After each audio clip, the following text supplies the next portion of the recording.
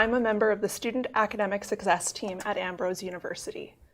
We're here to help you thrive throughout your studies and also as you prepare for your careers. In this session, I want to focus on strategies you can use to adapt to post-secondary studies at Ambrose University. Now, you might be transferring in from another university. You might be new to university altogether. Whatever the case, it'll likely take a little while for you to adjust to a new campus and a new learning environment. In this session, we'll be talking about ways that you can be prepared for that adjustment. I want to start by hearing from you. While we hope you'll learn some tips simply just from watching this session, we think you'll learn more if you actively engage with the material. So, if you're joining us live, and if you haven't done so already, please sign into your YouTube account and participate in the live chat. You're welcome to ask questions and make comments anywhere along the way, and we'll respond to you either via the chat or in the live stream itself. Once you've joined the chat, please take a moment and introduce yourselves. We'd love to know who you are, where you're from, and what you're studying at Ambrose.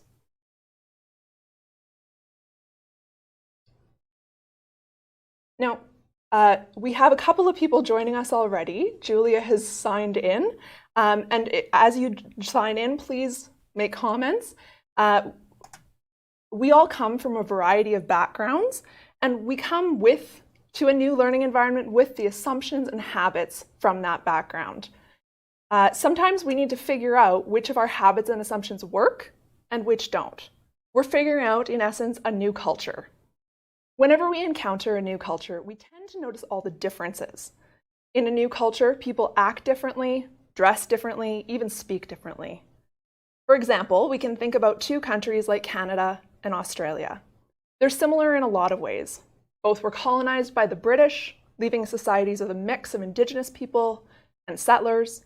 Both have parliamentary democracies. Both have most of their population in cities, with a few large chunks of land with smaller settlers.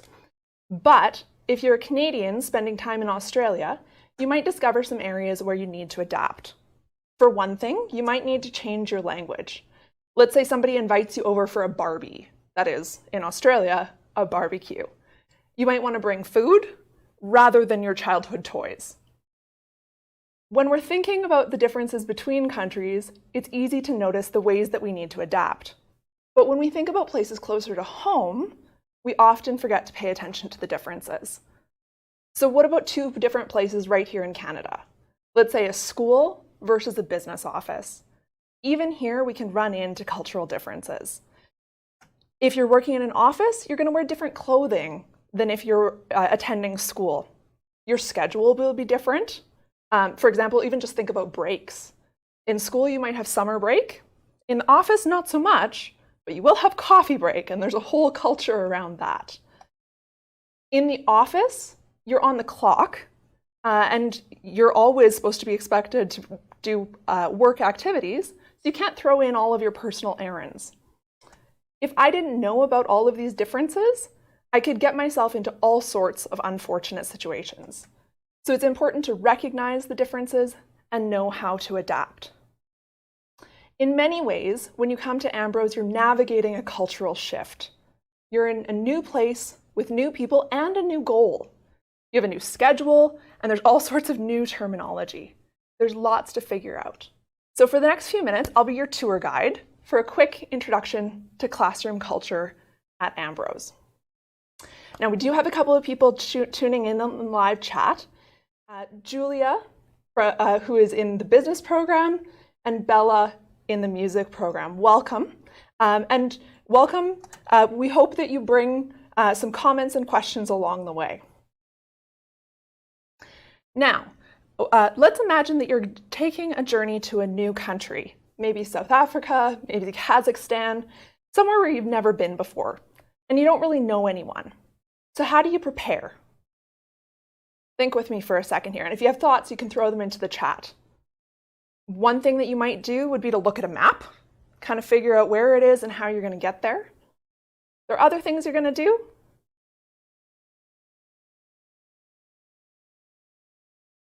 You might do some research, perhaps by looking at reviews online, or perhaps also by reading a guidebook. One of the most famous one is the Lonely Planet series. In university, one of your most valuable planning tools is your syllabus, which is kind of like a guidebook for each course.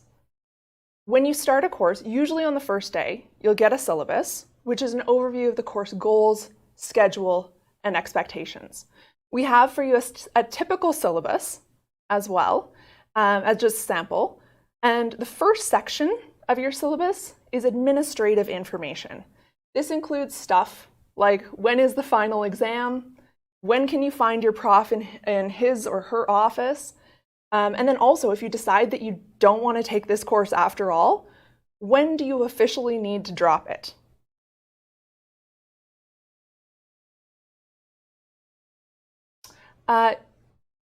Your course syllabus will also include the course description and some learning outcomes. This section is kind of overlooked. It explains what you'll learn in the specific course and why it matters. This stuff might not seem that important to you right now, but it's actually a really important part of the syllabus, especially if you go on to do more studies after Ambrose, or if you want to be certified by a professional association. In those cases, the organization, the school, or the association will sometimes ask to see the syllabi from your courses. What they really want to see is this section. What did the course cover? What skills did you learn? So you should actually hang on to your syllabi even after you graduate. Then textbooks. This information will also be available to you through the bookstore. But watch for important notes here. For example, in this section of your syllabus, your prof will often say things like, is it okay to use an older edition of the textbook? And if the prof doesn't specify here, feel free to ask in class.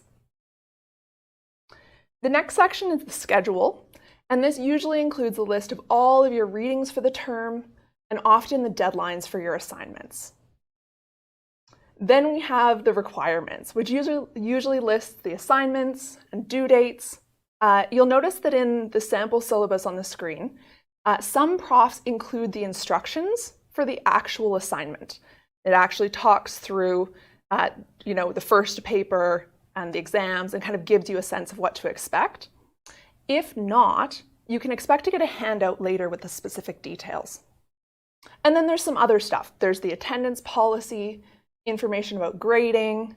Now, on the grading topic, the university grading system is a little bit different and can even be different from province to province. But don't worry about that just yet. We actually have another live session scheduled called Academic Ease 1, Understanding University Life, and you'll actually learn a little bit more about the grading system there. So if you have any questions, please bring them to that session. So those are kind of the main sections of a syllabus at Ambrose. The whole idea of a syllabus or a course outline is probably familiar to you. In high school, if that's where you're coming from most recently, you probably received something similar. But at least in my high school, course outlines usually focused mostly on the topics and the schedule, not so much on what assignments I needed to do and when I needed to do them. You'll probably find that at the university level, the syllabus spends a lot more time talking about your responsibilities as a student. This is one of the major cultural differences between university and perhaps another culture that you're more used to. At Ambrose, instructors expect students to take an active role in their learning. Sometimes that sounds like a negative, more work, but there's a positive side too. You'll learn way more. After all, the goal of university is not to teach you specific content. Yes, we want you to learn more about business and biology and philosophy and theater. But far more than that, we want you to learn how to learn. In a world that's constantly changing, where markets and careers are different every year, this is the greatest gift that we can give you. So, in university, your instructors will give you lots of things, like readings and assignments to do on your own. Now, your profs are nice humans, so they will often remind you throughout the term about your responsibilities, and they're very willing to help if you need a hand. but they're trying to let you take responsibility for your own achievements. So once they've given you the syllabus, it's your responsibility. Now, this is especially true with assignments. Most profs will give you everything you need to know right in the syllabus. If so, be warned, they're probably not going to spend a lot of time reminding you about the assignment. It's up to you to make sure it gets done. Now, how do you make sure it actually happens? Well, once you've got all of your syllabi, you're going to want to write down all of your deadlines in one place. Some of you might be paper people, and in that case, you might want to use a paper planner. But then some of us are digital people, and so then you might want to use a Google Calendar or a Microsoft Calendar or whatever you do. Whichever way you go, sit down right away as soon as you get all of your syllabi and look at how the deadlines line up. Think not only about deadlines, but also about start lines. When do you need to start each assignment? If you have a few assignments due right around the same time, you might want to think about staggering your start lines so that you get some done earlier. Also think about, do you have any extracurricular commitments that you need to plan around? So, let's say you're sitting down with your calendar and you know you have a research paper due on November 15th. When do you think you should plan to get started on that paper? You can join in here on the chat. Think a little bit about what's involved here. You need to come up with some ideas, do some research, organize your ideas, write, and then edit and revise. So think a little bit, how long do you think that's going to take you?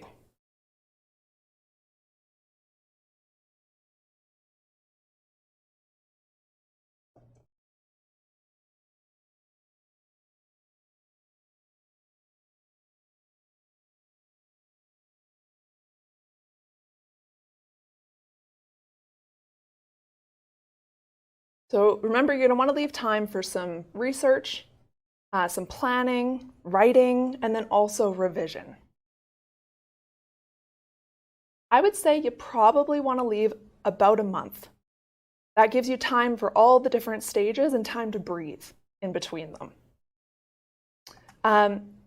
One way to kind of remind yourself of how long it might take is to break the task down into stages. Research, writing, revising, and give yourself deadlines for each stage. Lots of people think it's probably about 2 weeks. Julia and Bella are suggesting that. And that you can do it in 2 weeks, but you'll probably get a better product if you start about a month earlier. Even just thinking about it, doing a little bit of planning, then you have time to let things percolate.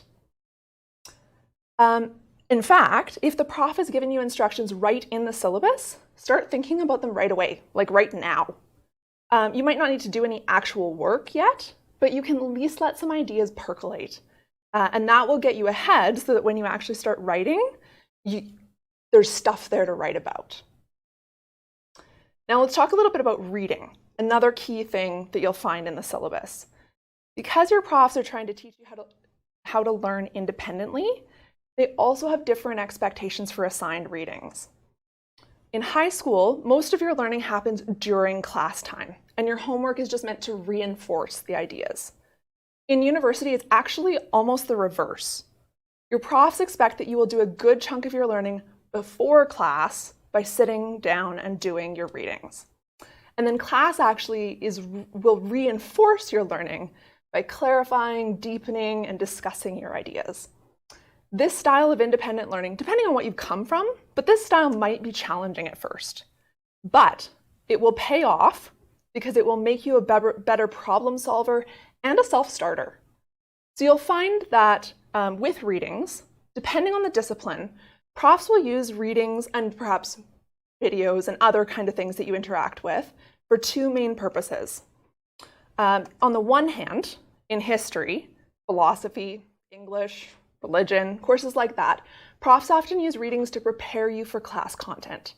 You'll read a poem or a historical document or a Bible passage, and you'll come to class with some ideas about it. If you haven't done those readings, you won't be able to participate much, and you won't get very much out of the class. On the other hand, in the sciences and social sciences, especially in first-year courses, many of your readings will actually duplicate class content. You'll read about how the ear works in your textbook and then cover the same material in class. Now, if the readings are just duplicating class material, you might be tempted not to read them. Why isn't this a good idea? Again, take a moment, share your ideas in the chat. I know that as students, you're always short on time, especially later in the term. So you can imagine maybe you're in a course and the professor covers all the content in the lecture, but also expects you to read the same stuff in the textbook. Why would you bother with the textbook? Why not just go to class and pick it up orally?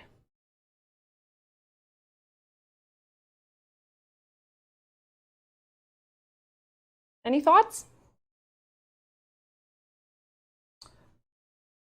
I think perhaps one thing would be repetition. Repetition helps memory. So if you're listening to it in class and then also getting it in your textbook, you'll get that repetition. It'll be more likely to cement the stuff into your brain. Another possibility is sometimes your professor will explain it differently in class than your textbook does. And so sometimes it's good to have the same information in a different format, explained differently. Julia's saying being able to focus on the reading will help you learn it better. Absolutely. Sometimes depending on our own learning preferences, we might absorb better from a written text than from class, or vice versa. It's good to have it in both formats. And that also depends on the particular discipline. Some disciplines work better written. Some disciplines work better in an oral format. So it's good to have it in multiple formats. Here's another one that I think is important. If you read in advance, you'll be able to ask questions in class to clarify your understanding. If you wait and read after, or you don't read at all, you won't know what questions to ask in class. So if you do that reading in advance, it can be really helpful in the classroom. So reading, this is an opportunity to take responsibility for your own learning. Also, attendance. Because your profs want you to take an active role in your learning, they also expect you to show up.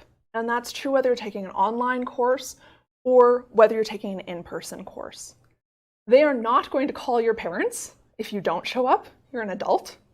But they do value class time and they want you to be there. Some profs actually give a grade for attendance and participation, others don't. But regardless, if you don't attend class, you won't get very good grades. And that's not necessarily because your profs will mark you down for not showing up, but because you won't really understand the class content. So if we think about assignments, reading, attendance, these parts of the syllabus actually reflect a big cultural difference about university, the focus on taking responsibility for your own learning. Now, if we think again about culture, another thing that changes from culture to culture is how we interact with others, how we refer to them, how close we stand to them, how loud we speak to them. Your syllabus will also give you some cues here on how university might be different than what you're used to. One of the values that shapes our interactions at Ambrose is community. We value every member of our community, staff, faculty, or student, and we want to create a healthy space for everyone to grow. The other thing you'll notice that shapes our interpersonal interactions is a certain level of professionalism. Interactions in university are more formal and more structured than you might be used to. But that's actually a really good thing. You are all professionals in the making, and we want to help you develop those workplace skills in everything from writing an email to managing deadlines. One place where you might notice those differences is in how you refer to those around you. Let's say you're taking a course with Jennifer Singh, and you have a question for her. You notice her walking down the hallway a few steps ahead of you, and you want to catch her attention. You might be wondering to yourself, how should I address her? Well, the key thing is to call her by the name she wants to be called. At Ambrose, many profs will encourage you to call them by their first names because they like the kind of casual community that we have here. But others prefer a more formal honorific title, like doctor or professor. Many times they'll actually tell you in the first class. You can listen for that. But what if you don't know? Well, if in doubt, go more formal.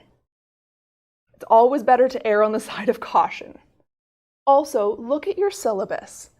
If your professor has PhD or D-Min after her name, call her doctor. If you can't tell whether or not your professor has a PhD, use the term professor plus the instructor's last name. Now, let's make this practical. Let's say I wrote an email to Matthew Morris, a biology prof, and I know he has a PhD, so I address the email, "Dear Dr. Morris." So far, so good. But when he responds, he signs his email, Matthew. Is it okay for me to call him Matthew now? Sometimes you might find yourself wondering. It likely is, because that's how he's identified himself to you. But if you're not 100% sure, stick with Dr. Morris. Again, it's better to err on the side of caution. There are also some differences in the specific kinds of interactions that you might have with your professors. For example, through office hours. One of the blessings of a small university is that your profs really do want to get to know you, and they really do want to help you. So one of the ways that you can make the most of your education is to seek the feedback of your instructor. Your prof will give you written feedback on assignments, but you can get so much more wisdom and support if you actually sit down with your prof for a chat. And that's one of the things they like about teaching at a small university. Now, as you'll see right at the top of the syllabus, each instructor will list his or her office hours. Profs have busy schedules of meetings and classes, but all of our profs designate at least one time where you, the students, are their first priority. So on the syllabus, when it lists the prof's office hours, know that you're welcome to drop in then, even if you don't have an appointment. This year, some of those office hours will probably be in person, but some will be online. Either way, these are dedicated times when your professors are there for you. At other times, outside of their designated office hours, it can be a little trickier to get a hold of them. Sometimes your prof is preparing for class or leaving for a meeting and can't be interrupted. Some of our profs are part-time and aren't here a lot. Some of them are working remotely. So, if your question isn't urgent, email your prof and ask when he or she would be available to talk with you. If it's a time-sensitive question, go ahead and just drop in, see if your prof's in his or her office. Be aware, though, that the prof might not be there or might not be able to help you right away. Ask, "Hey, do you have a minute?" And if not, ask if there would be a good time for you to come back. Now, Ambrose, as I mentioned, emphasizes community and professionalism, two core pillars of our culture. For those reasons, the way we interact in the classroom might also be a little bit different from you. As you study at Ambrose, you might have both online and in-person classes. And in each context, you should be aware of the appropriate etiquette. Let's start with in-person attendance. The syllabus gives us some cues there. So this is an excerpt from the standard Ambrose syllabus. It says, students are expected to treat their instructor, guest speakers, and fellow students with respect. It is disruptive to the learning goals of a course or seminar, and disrespectful to fellow students and the instructor to use electronics for purposes unrelated to the course during a class session. Turn off all cell phones and other electronic devices during class. Laptops should be used for class-related purposes only. Do not use iPads, MP3 players, or headphones. Do not text, read, or send personal emails, go on Facebook or other social media networks, search the internet, or play computer games during class. So this raises the issue of electronics in the classroom. And this one's a bit of a hard one. Here's why. Computers can offer some really great learning tools. I know when I've been teaching, I've had my students do in-class activities where they look up a particular video, go to a particular website, and I know that many profs use apps to encourage student participation in class. These types of tools can make learning more fun and more effective. Also, for students with disabilities, computers are utterly essential. Some people actually can't take notes any other way. so it's important that we allow computers for those people. But in some cases, our devices can actually hinder our learning. Most of us don't actually need a computer to be distracted. We can be distracted by a sniffle or something going on outside the window, but computers seem to be especially tempting for us, and we often get distracted by things that aren't relevant to class. When you use a device for a purpose that's not related to class, something that's off task, then there are two main consequences. First of all, you learn less. In a 2013 study, some researchers, Sana et al., found that students who used their computers for off-task things scored 11% lower on a test. Not only that, other students learn less. The same researchers found that students scored 17% lower if they were within eyeshot of someone else's screen, if that person was using the device for off-task purposes. These findings have some important practical results for us.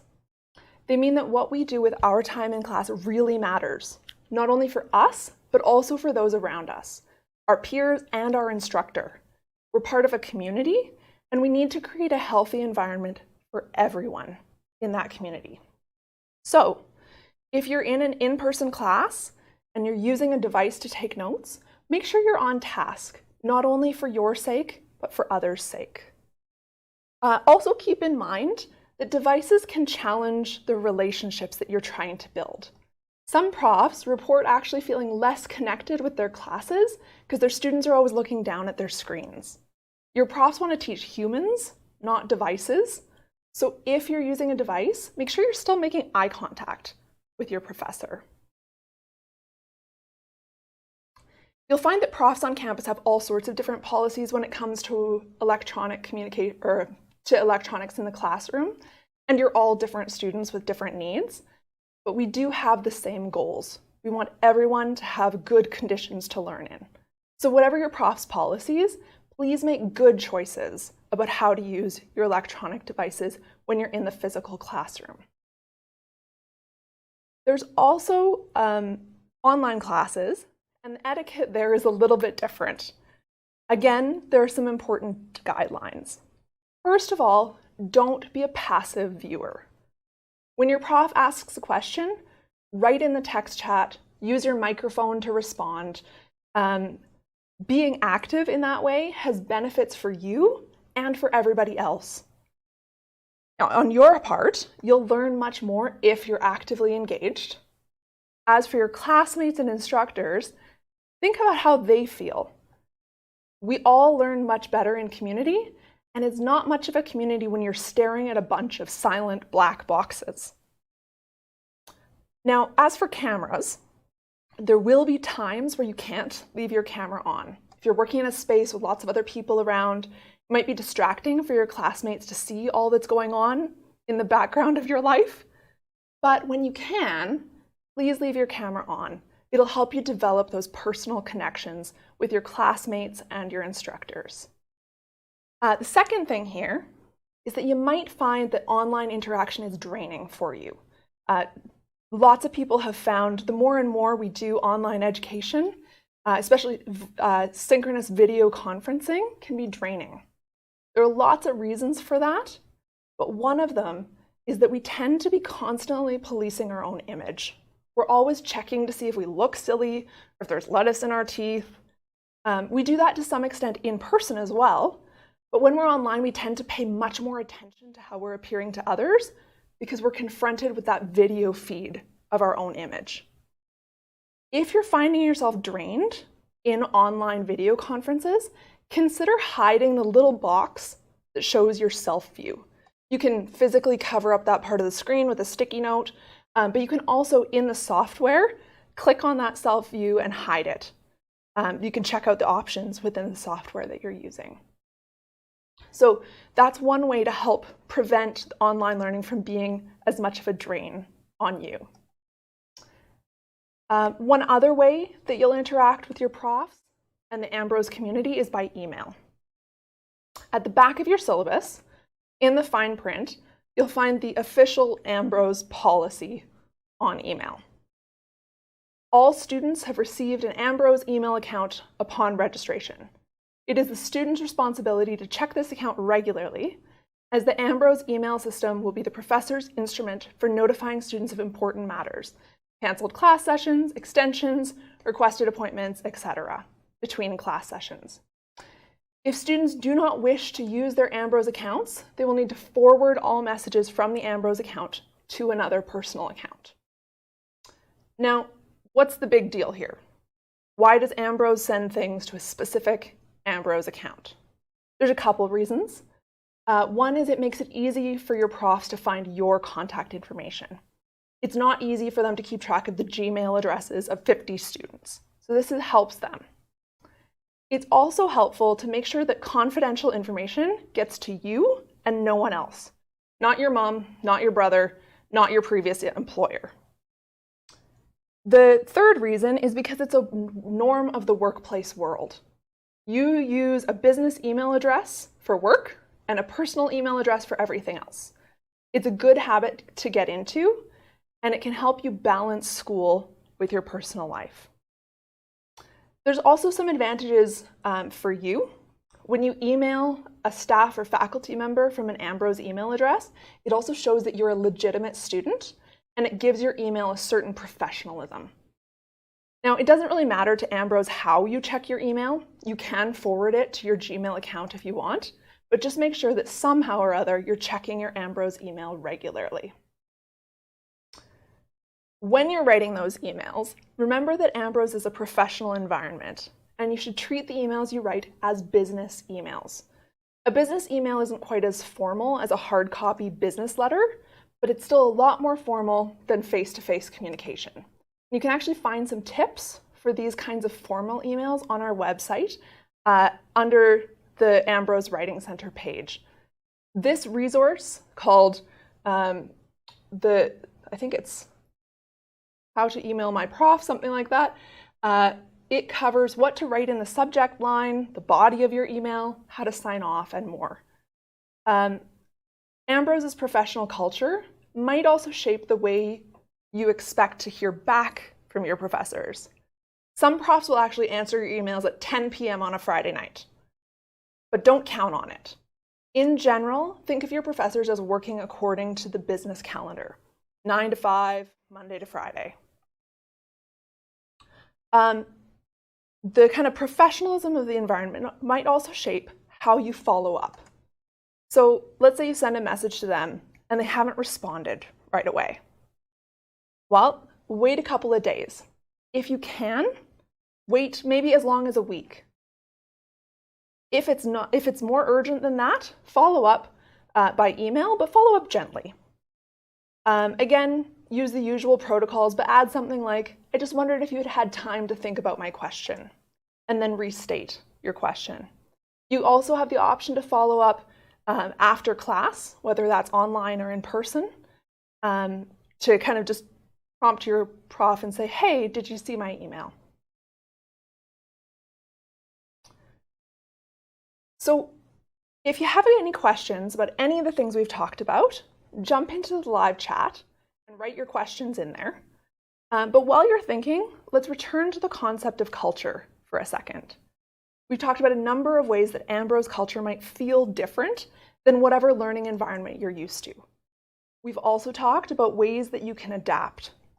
That's kind of the what and the how. But let's not forget to think about the why as well. When we enter a new culture, why do we bother trying to adapt? Why not just keep doing the same things that we're used to? Well, one thing, we might not get the results we want. If we just kind of default to our own habits and assumptions, we might use the wrong language and ask for the wrong thing, or we might go the wrong way. So we might not accomplish what we're looking for. We might also find that the people around us don't feel valued or respected if we don't communicate in ways that they understand. The things that we talked about today are small, but they can help us and the people around us thrive in this community that we call Ambrose. Now, if you do have questions about anything we've talked about, please throw those into the chat. You can also send us an email after the session at studentsuccess@ambrose.edu. Don't forget to check out the rest of our workshops too, both here and in other formats. And you can do that by visiting ambrose.edu/workshops. Finally, if you'd like to receive credit for participating in this workshop, please email us with your name and the code on the screen. And we're grateful to you for joining us today. I don't see any questions in the text chat.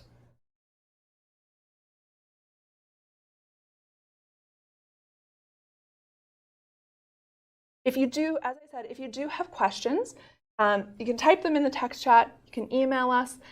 We're glad to talk to you as well in the hallways if you're in campus, in person. We look forward to hearing from you. Thank you for being here today. Bye for now.